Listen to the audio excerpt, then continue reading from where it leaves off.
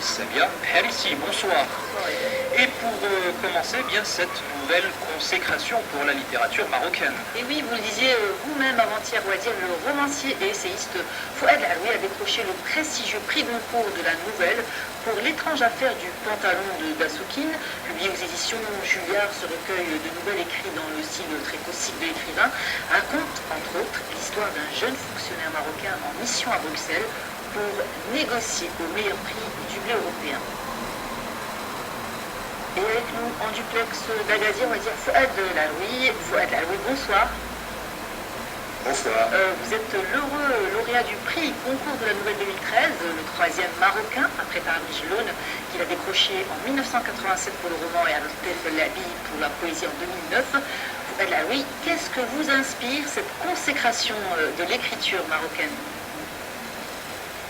Il faut savoir ce que c'est que le prix Goncourt. Ce sont donc 10 écrivains qui forment le jury. Et ce sont 10 écrivains chevronnés, reconnus, qui savent de quoi ils parlent. Et ces gens-là, une fois par an, choisissent parmi tous les recueils de nouvelles qui sont publiés, ils en choisissent un. Donc, en fait, on est élu, on est choisi par des collègues, par des pairs prestigieux. Et donc, il faudrait être quand même une drôle de bestiole pour ne pas être sensible à cela. Donc je ne veux pas jouer le gars blasé qui dit je m'en fiche, non, j'en suis très très heureux. Mais bon, ça doit durer maximum 2-3 jours. Puis on oublie et on se remet au travail, on écrit le prochain livre.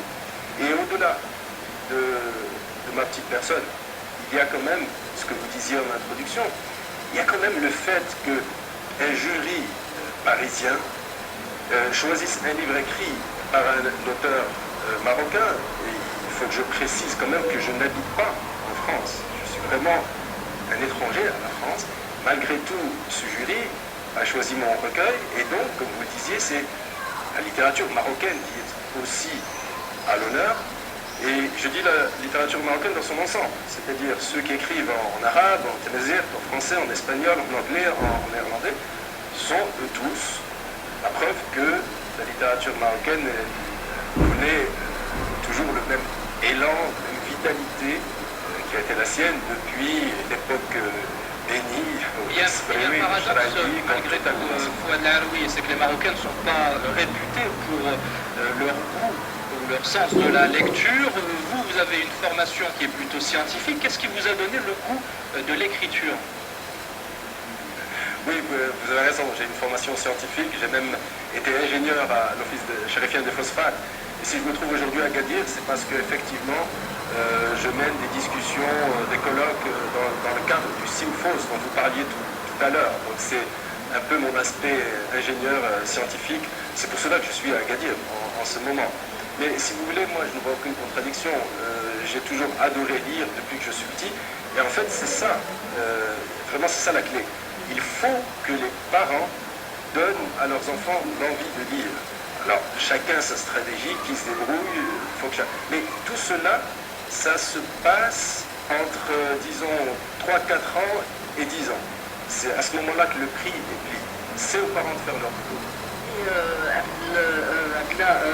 Fouad Laroui, excusez-moi Là, c'est mon oncle, le grand Laroui. Fouad Laroui, l'étrange affaire du pantalon de Dassoukine repose un peu sur la difficulté de communication entre les différentes cultures.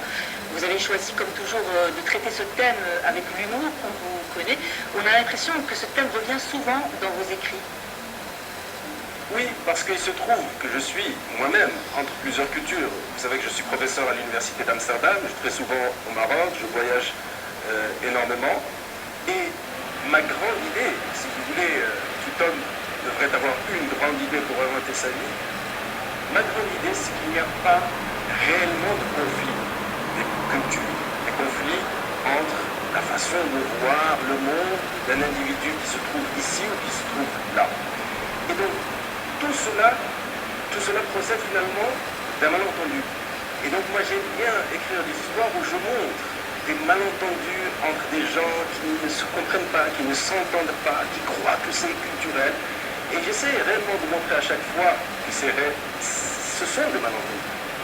Et voilà, j'ai cette grande idée, mais le monde me donne constamment des petites histoires, des petites anecdotes qui illustrent à chaque fois ce thème-là. Et c'est mon thème.